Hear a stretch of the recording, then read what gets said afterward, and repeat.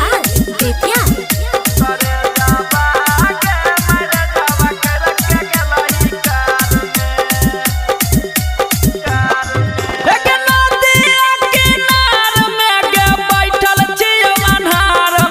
कफन कपार में नदिया किनार में गे बैठल छियौ अन्हार में गे बन के कफन कपार में करे जावा आगे मर जावा कर के गेलही कार में करे जावा आगे मर जावा कर के गेलही कार में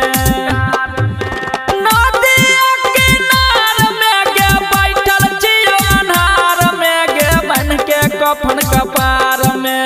नदिया किनार में गे बैठल छियौ अन्हार में गे बन के कफन कपार में करे जावा आगे मर जावा कर के गेलही कार में करे जावा आगे मर जावा कर के गेलही कार में बीजी विकास बेतिया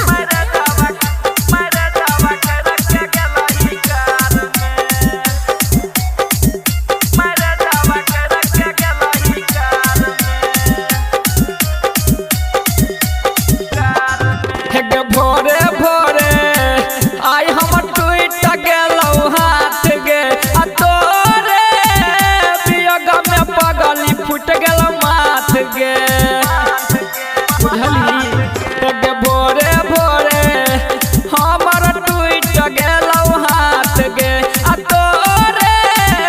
वियोग में फुट गेलौ माथ गे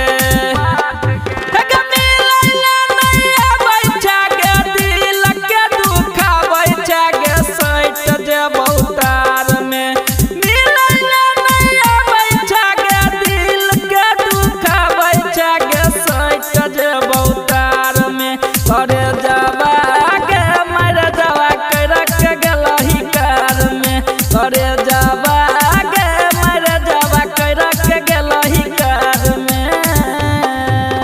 बीजी विकास बेतिया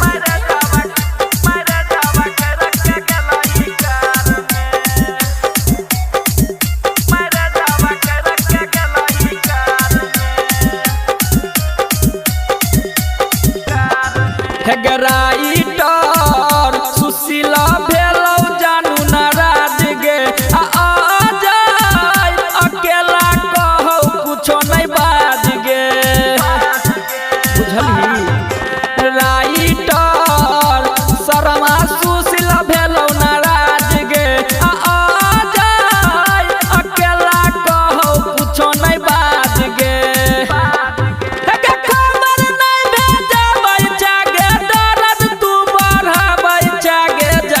जानू ओहा